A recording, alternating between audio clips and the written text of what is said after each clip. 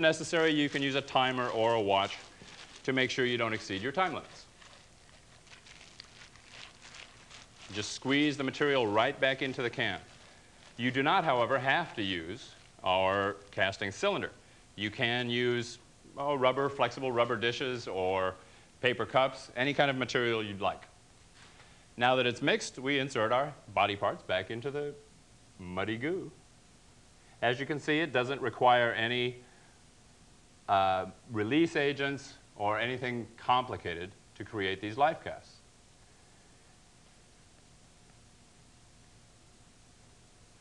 Now, what we're doing is we're going to fill this. We're creating a negative. So just like photography, we're creating this negative, which we're going to make a positive print from. Frequently, if you use warm water with these materials, you can use it with children, infants particularly, while they're sleeping, and they never even know the difference. Now, you have to hold still, as I mentioned, about 1.5 minutes with cold water. With warm water, of course, the whole process is speeded up enormously. This is difficult, isn't it?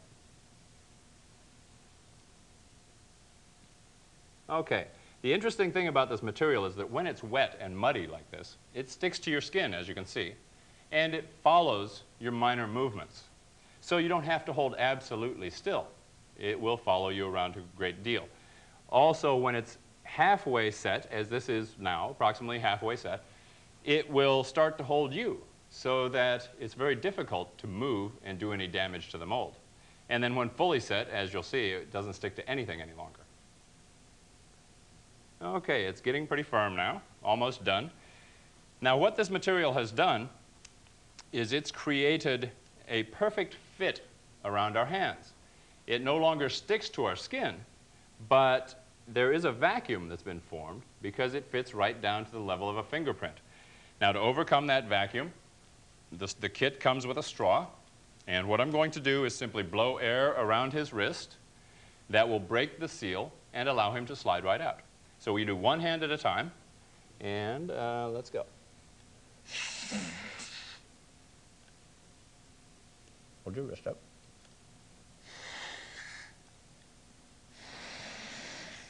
Okay, are you loose? Okay. Where are you stuck at? On this side? Yeah. Not loose.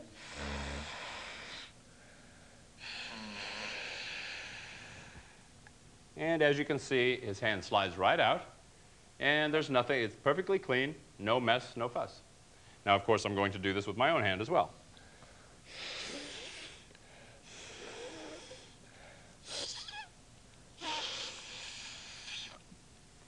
And it slides perfectly out. As you can see, my hand came out slick, clean, no mess, no fuss. Now, we've created a negative.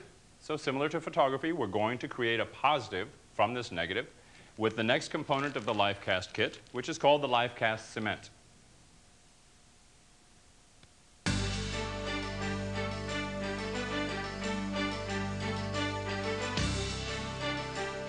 If you look closely into this life form negative, you will notice that every detail of our skin texture, right down to the fingerprints, anatomical positions, have been perfectly duplicated in reverse. So that, similar to photography, this is a negative. We're going to make a positive print from this negative, except that it will be in very fine detail and, of course, in 3 dimensions. The material provided in a body parts kit to make this positive is called life cast cement. This is a very strong gypsum cement. It is much stronger than plaster, and these sculptures will last forever. They will break, of course, if you drop them, but other than that, they're very durable.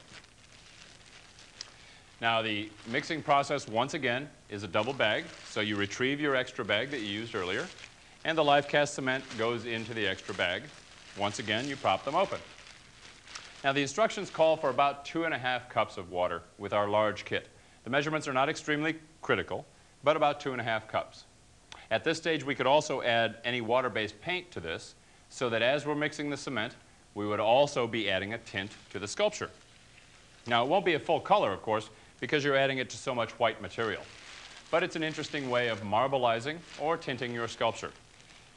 All right, so now once again, we just close up the top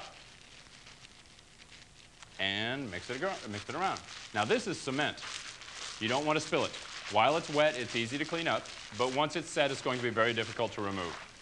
Also, this material must be very well blended. You can't have any undissolved lumps of cement, or it would end up in a weak spot in your sculpture. However, you do have plenty of time with this material. It would be approximately 3 or 4 minutes before it becomes difficult to pour. All right, once again, you mash it around into a nice watery mixture, and that's what we have now. So now we simply form a funnel with the top of the bag.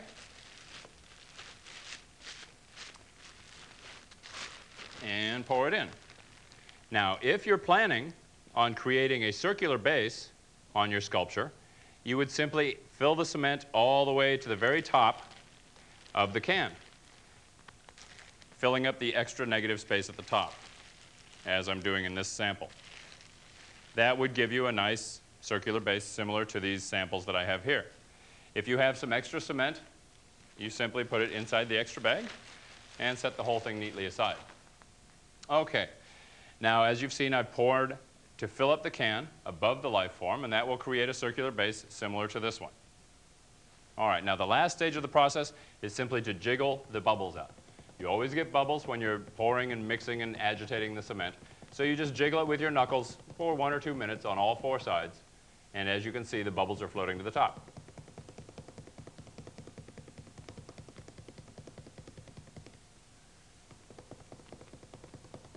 That's all there is to it. Now the hardest part of the whole process is beginning now, and that's waiting. So we will have to wait approximately 1 hour for the cement to harden. And at that stage, we'll unveil the sculpture and see what we've created.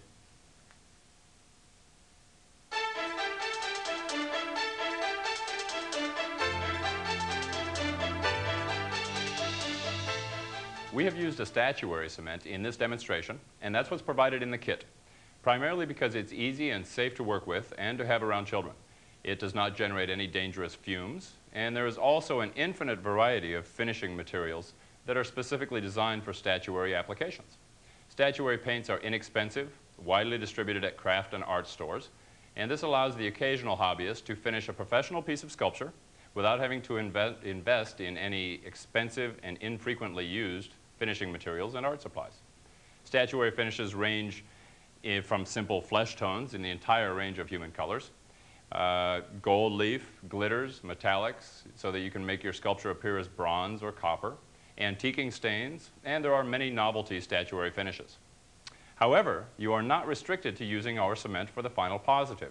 The life-form material will accept a wide variety of plastics, such as this clear example, casting resins, and for those of you who are familiar with professional sculpture materials, you can fill this negative with a molten wax.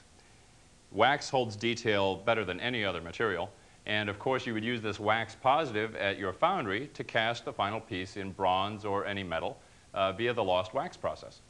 You can also have a hollow wax positive electroplated, in the same way that automotive parts are chrome plated, or that you may have had things bronzed in the past. You can take your life cast to an electroplating facility and have it coated in practically any metal you'd like.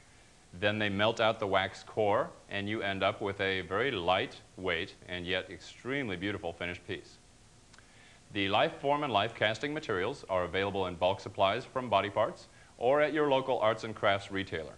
If you have any difficulty finding the kits or the materials, you may of course order directly from us and we will ship it to you. Now, as you can feel, or as you could feel, the cement is quite warm, indicating that it's ready to unveil. Now the reason for the pop top on the second end becomes apparent. Now on this piece, we cast a circular base around the top.